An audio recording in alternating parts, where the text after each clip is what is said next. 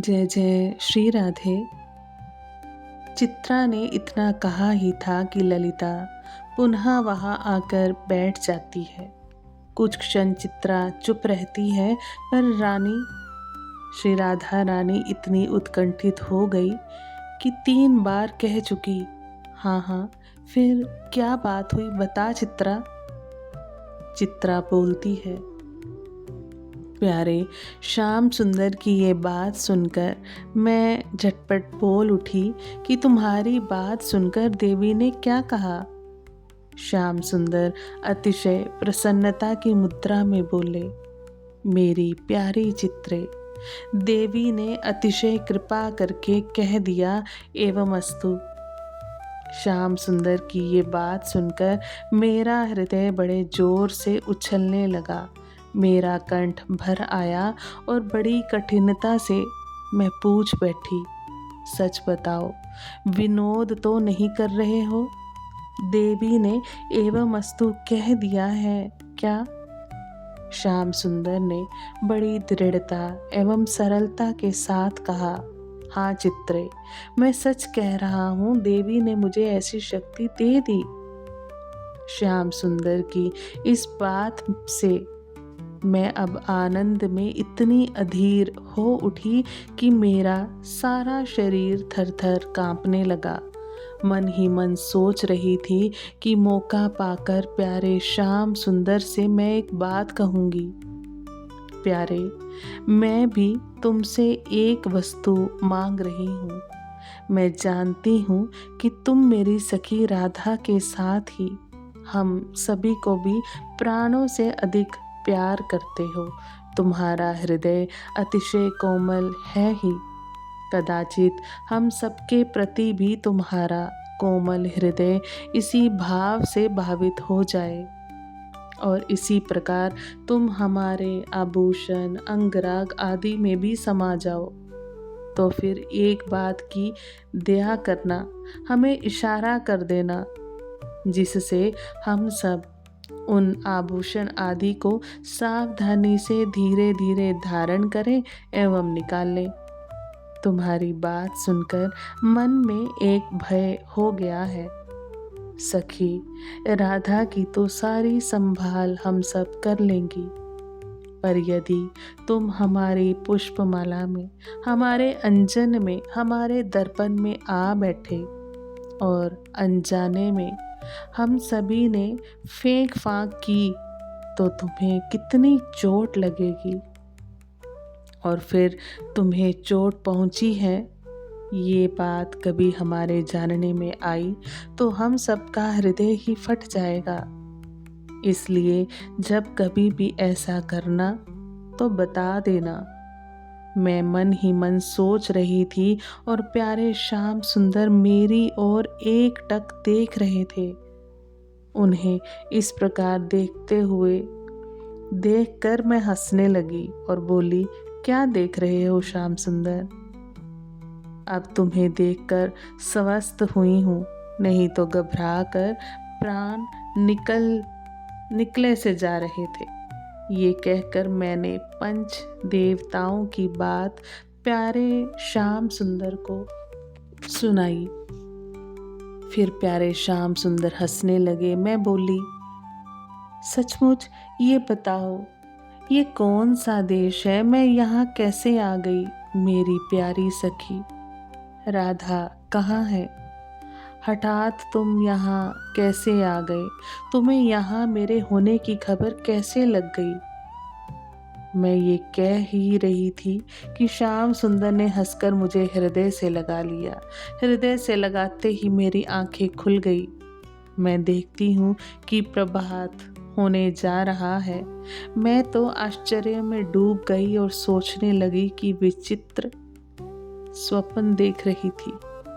मैंने मन ही मन भगवती त्रिपुर सुंदरी को नमस्कार किया और उनसे प्रार्थना करने लगी, देवी, मैं जानती नहीं इस स्वप्न का क्या फल होगा, मेरा कुछ भी हो, पर मेरे श्याम सुंदर का अनंत मंगल हो।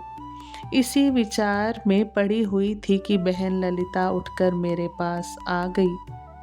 उनसे मैंने स्वप्न सुना दिया। वे हंसने लगी और बोली, बड़ा ही शुभ स्वप्न है, स्नान करते समय सखी को सुनाऊंगी। चित्रा के स्वप्न को श्री राधा रानी चुपचाप गंभीर बैठी सुन रही थी।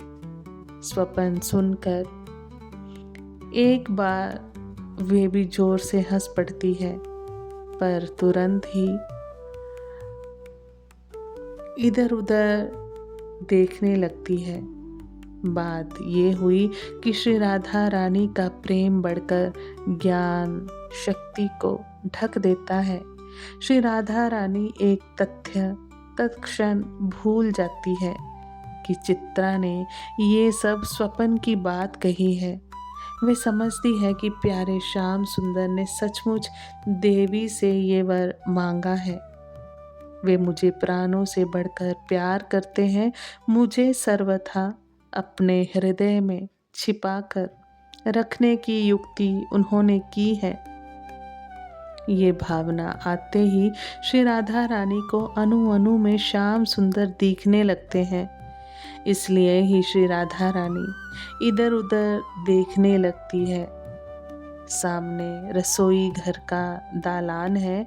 रानी को श्याम सुंदर वहां खड़े दिखते हैं। इधर इसी बीच में उपटन का कार्य समाप्त हो चुका है। ललिता श्री राधा रानी का हाथ पकड़कर उन्हें स्नान वेदी की ओर चलने के लिए कहती है। श्री राधा रानी अंचल संभालती हुई उठ पड़ती हैं, पर सीधे रसोई घर की ओर दौड़ पड़ती हैं।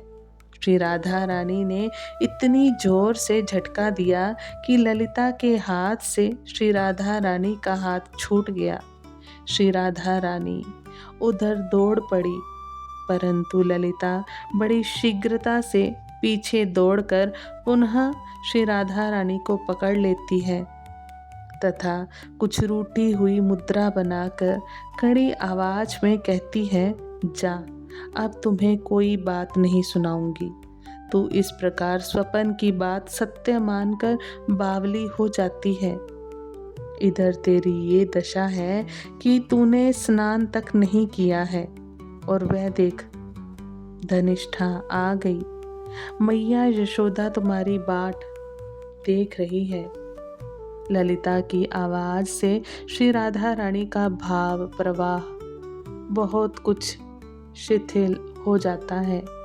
वे स्वप्न से जागी हुई की तरह ललिता का कंठ पकड़कर धीरे धीरे रोने लग जाती है तथा कहती है, मैं तुम्हें बहुत तंग करती हूँ, पर मेरी प्यारी ललिते, मैं क्या करूँ, मैं होश में नहीं रहती। ललिता ने देखा कि दवा काम कर गई है। अब मेरे खींचने के भय से ये थोड़ी देर शांत रह जाएगी। अतः प्यार की मुद्रा में कहती है, देख राधा, अब बहुत देर हो गई है, अब जल्दी से स्नान कर ले। श्री राधा रानी झटपट स्नान वेदी की ओर चल पड़ती है तथा एक अबोध बालिका की तरह चौकी पर बैठकर कहती है, जल्दी से जल डाल दे। श्री राधा रानी की ये मधुर सरल कंठ ध्वनि सभी सखियों के हृदय में गूंज जाती है। सभी की आंखें प्रेम से भर जाती हैं। इंदुलेखा जल से भरे कलसे को उठाकर श्री राधा रानी के सिर पर डालती है।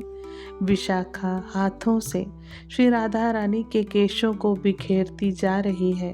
जल की मोटी धारा श्री राधा रानी के सिर से होकर पीठ कंधों पर गिर रही है। श्री राधा रानी के सुंदरतम काले काले केश जल के वेग से पीठ पर नाच रहे हैं। अब दोनों तरफ से श्री राधा रानी के कंधों पर रंग देवी एवं सुदेवी दो झारियों से जल डालने लगती हैं। विशाखा पीठ, वक्षस्थल एवं हाथ पैर आदि पर अपने हाथ फेरती हुई श्री राधा रानी के शरीर को मल रही हैं। जल के सुवास से एवं श्री राधा रानी के अंग की दिव्य सुगंध से समस्त आंगन अत्यधिक सुवासित हो उठता है।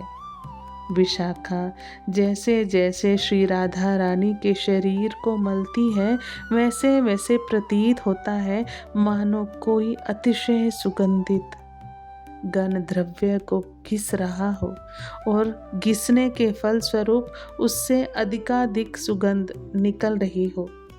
इस प्रकार खूब अच्छी तरह स्नान कराकर श्री राधा रानी के अंग को विशाखा चंपई रंग की साड़ी से लपेटकर गीले वस्त्र को अलग कर देती है। उसी चंपई वस्त्र से सिर के केशों को भी पोंछती है तथा अंगों को भी। श्री राधा रानी उस वेदी से उठकर 2-3 हाथ पश्चिम की ओर अलग हटकर खड़ी हो जाती है। फिर तुंग विद्या बड़ी ही सुंदर नीली साड़ी श्री राधा रानी को अब पहनाने लगती है तथा चंपई रंग वाली साड़ी को विशाखा उतारती जाती है। उसके उतर जाने पर विशाखा ठीक से नीली साड़ी की गांठ लगा देती है एवं तुंग विद्या ऊपर अंचल ठीक कर देती है। श्री राधा रानी पश्चिम की तरफ चलकर श्रृंगार भवन में जा पहुंचती है। वहां बड़ी सुंदर सजी हुई नीले मखमल की गादी लगी हुई एक चौकी है जो 1.5 हाथ ऊंची है। उस चौकी पर श्री राधा रानी पूरब की ओर मुख करके बैठ जाती है। आज हम वाणी को यही विश्राम देते हैं।